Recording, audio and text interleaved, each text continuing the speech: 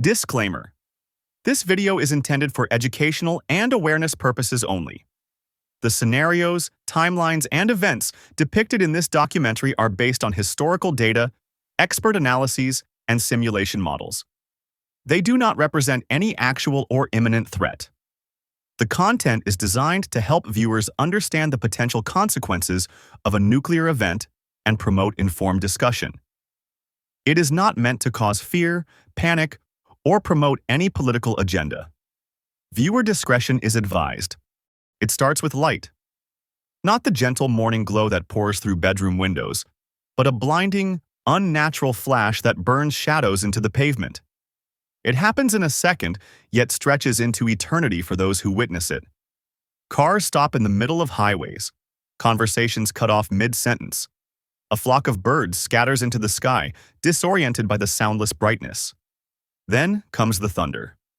A roar tears across the city, more powerful than anything nature could create. In an instant, buildings collapse like sandcastles, skyscrapers snap in half. Windows explode inward, raining glass on everyone inside. The air catches fire. Everything within a mile of the detonation is vaporized. People, homes, trees, asphalt, obliterated. This is not a scene from a dystopian novel. This is the start of the first hour after a nuclear strike. What really happens in the 24 hours following a nuclear detonation? Not hypothetically, but minute by minute, as the world scrambles to understand what it has just witnessed. The first hour: complete devastation. When a modern nuclear weapon explodes over a major city, the effects are instant and catastrophic. The epicenter, known as Ground Zero, is reduced to nothing. A 10-kiloton warhead, relatively small by today's standards, creates a fireball more than 200 meters wide. Temperatures soar to hundreds of thousands of degrees Celsius. Steel and concrete melt like wax. Flesh is incinerated before the brain has time to register pain.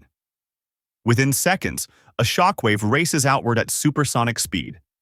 It tears buildings from their foundations. Vehicles are hurled into walls. Those in the open are thrown through the air like paper. The pressure crushes lungs, bursts eardrums, and shatters bones. Fires ignite throughout the city, not just from the explosion, but from broken gas lines, toppled power lines, and flammable debris. Hospitals, fire stations, and police departments vanish. There is no immediate rescue. Hour 2 to 4, fallout begins. As the smoke rises into the sky, a terrifying new danger descends. The mushroom cloud sucks radioactive particles high into the atmosphere, then begins to rain them back down. This is fallout. It consists of pulverized soil, metal, and radioactive isotopes, drifting with the wind and contaminating everything it touches. Depending on wind patterns, the fallout plume may stretch for dozens or even hundreds of kilometers. Cities not hit directly by the blast may become death zones. People caught outside receive lethal doses of radiation within an hour. Those indoors are not safe either, unless they are in thick concrete structures or underground. Most citizens are unaware that they need to seal windows, avoid ventilation systems, and stay inside for at least 48 hours. Panic sets in. Across the country, emergency broadcasts interrupt all programming. Text alerts flood phones. Government officials issue terse instructions. Shelter in place. Do not evacuate. Wait for further guidance. But in the absence of clarity, confusion reigns. Traffic jams clog highways as people flee in the wrong direction, straight into radioactive zones.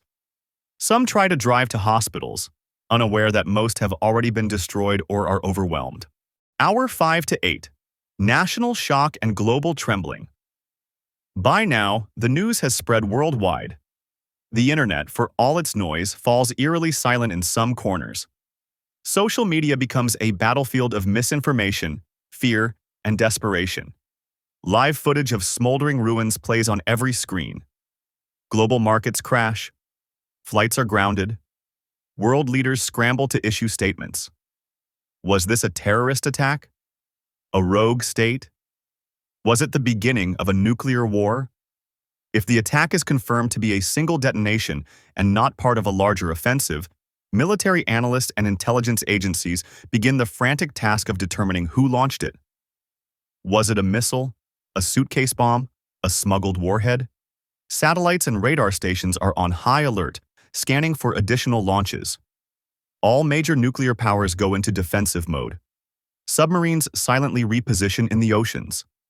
Fighter jets scramble in the skies. Nuclear bombers take off on standby. Fingers hover over retaliatory buttons. One wrong move could trigger a full-scale nuclear exchange. Diplomacy becomes a high-stakes chess game, played in real time. Hour 9 to 12, Survivors and Shadows. In the ruined city, the landscape is unrecognizable. Landmarks are gone. Street signs have melted. Fires rage without firefighters. Those who survived the initial blast begin to emerge from the rubble, dazed and burned. They are the lucky ones, but many do not feel lucky. Burn victims wander in search of water. Parents clutch lifeless children. Elderly residents, unable to walk, call for help that will not arrive. Medical resources are non-existent. Makeshift triage centers are established in school basements, parking garages, or subway tunnels. Volunteers, some injured themselves, try to offer aid. The reality is brutal. Without antibiotics, IVs, and trained professionals, many will die within hours. Radiation sickness begins to show. Victims feel nausea, vomiting, and dizziness. Their skin peels. Hair falls out in clumps. Some collapse without warning, their organs shutting down from the inside. There is no cure. Only time and shelter can reduce the damage, and for most, time is in short supply. Hour 13 to 16, political fallout and martial law. In the Capitol, the President of the United States speaks to the nation from a secure location. The message is somber but firm. Martial law is declared in affected regions. The National Guard is deployed. Highways are blocked. Drones monitor the skies. Curfews are enforced. The goal is twofold: prevent civil unrest and maintain order. Looting begins almost immediately in some areas. Desperate for food, water, and medicine, people break into pharmacies and supermarkets. Local law enforcement is overwhelmed. Some officers abandon their posts to care for their own families. In other cities, militia groups begin to rise, armed and unpredictable. Internationally, allies offer condolences, but many close their borders. The fear of contamination, instability, or further attacks pushes even the friendliest nations to turn inward. Air travel from the United States is suspended indefinitely. Global shipping slows. Foreign embassies shut down. The world begins to isolate. Hour 17 to 20, information. Collapse. By now, communication networks in and around the blast zone are failing. Cell towers are destroyed. Power grids have collapsed. In many areas, the only source of light is from burning buildings. Battery-powered radios become lifelines. Ham radio operators, once considered obsolete, suddenly become heroes, relaying critical updates from city to city. Online, conspiracy theories flourish. Some claim it was an inside job. Others say it was aliens, or that the explosion was faked to justify war. In the absence of reliable information, fear breeds faster than facts. People hoard supplies, fearing the worst is yet to come. Misinformation spreads faster than radiation. Meanwhile, survivors trapped under debris continue to call out. Some are heard, most are not. Urban rescue teams from nearby states are en route, but traffic and contamination slow their progress. Robots and drones are deployed to search the wreckage, but their range is limited. Time is running out for those still alive beneath the rubble. Hour 21 to 24, the new normal. As the 24th hour approaches, the shock begins to give way to numbness. Across the country, people wake up not to coffee and commutes, but to silence and sorrow. The sun rises over a nation forever changed. Government officials begin issuing official death toll estimates, but they are just numbers. For millions, the real toll is personal. A lost parent, a missing child, a neighborhood that no longer exists. In cities spared by the blast, life does not go on as usual. Schools close, businesses shut down, people queue outside gas stations and banks, hoping to withdraw savings that may no longer mean anything. The economy trembles. Markets brace for collapse. The dollar plummets in value. Investors retreat. Supply chains fracture. In the international community, the question shifts from what happened to what now. Nuclear treaties are re-evaluated. Defense spending skyrockets. Nations without nuclear capabilities demand them. The world prepares for a future where the unthinkable is now reality. Final insight and reflection. 24 hours after a nuclear strike, the world still turns, but it turns differently. The sky is darker. Trust is thinner. Every city becomes a potential target, every suitcase a threat.